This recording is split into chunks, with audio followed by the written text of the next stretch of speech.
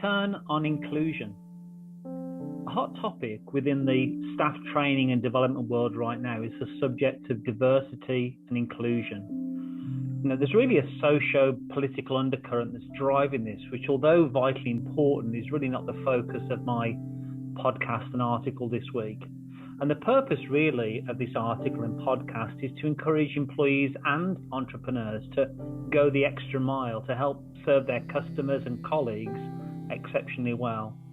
I've organised this article, this podcast, into three sections. Number one, in my opinion, what diversity and inclusion is not. Number two, in my opinion, what diversity and inclusion should be.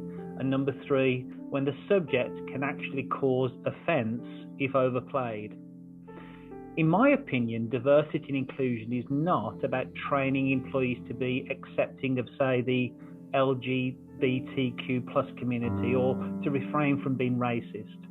And to me, these are policies that need to be written into an employee handbook. Subsequently, if an employee demonstrates disrespect or disorderly behaviour towards anyone, then that's a matter for employee discipline. Now, there are norms of decent human behaviour. See, regardless of whether person A agrees with person B's lifestyle choices, in the case of, say, sexual orientation, we have to still work together effectively in the workplace. Likewise, there is no place for racism. We've just got to get done what needs to get done as effectively and as efficiently as possible. I have a friend called Tom, and Tom was telling me recently about some diversity and inclusion training he had to sit through at work for 8 hours. Now, I asked him what he'd learned, and he thought about it for a while, and he said, quote, "Well, I learned I can come to work dressed as a woman and they can't fire me," end quote.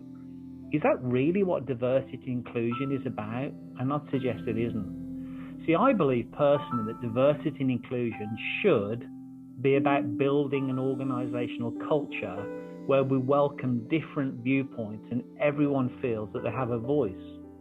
Now, at Newleaf Training and Development, we've had the honour of partnering with some global organisations determined to build such a culture. Now, these are proactive, forward-thinking organisations that intentionally deconstruct silos within their teams. These are organisations that intentionally encourage leaders to hire and develop people who think differently to how they themselves think. Now, we've actually seen the opposite within mediocre and poor organisations, where managers hire people who are just like them.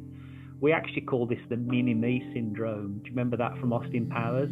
And it happens when a manager is threatened by the brilliance of others, and so they hire people that are just like them, that they can manage and control.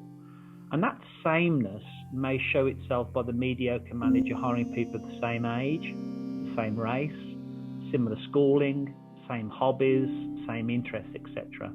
In a world that's becoming increasingly competitive and innovation is key, that sameness can actually stifle innovation and creativity. So to conclude, I'd like to suggest when the diversity and inclusion agenda is overplayed in the workplace, it can actually cause offence. And I'll just say this straight, if I may, that as a Caucasian, heterosexual, married male, it's actually quite offensive to me and others like me to suggest that we've sat behind closed doors for decades thinking, quote, "How can we keep the best jobs and the best vendor contracts for people just like us," end quote. As an employee for nearly 20 years, and having done what we've done as a training and development company for the last 15 years, I can honestly say I've never participated in, overheard, or had anyone tell me a tale that goes along those lines, and it's actually quite offensive to suggest so. I'd also suggest it can be patronising and therefore offensive to explicitly or implicitly suggest someone was hired because of their gender, their sexual orientation, or their race. Likewise, I think it can really suffocate leaders if they're prohibited from managing an underperforming employee for fear of being accused of being sexist or homophobic or racist. See, in my opinion, in my experience, a leader has a noble, honourable responsibility to bring out the best of the human resources under their charge to deliver organisational results, and there's no time for this level of discord within the team. So a very hot topic for sure, and hope I've clarified what I personally believe diversity and inclusion is, as well as what it should be, and when it can be offensive if overplayed.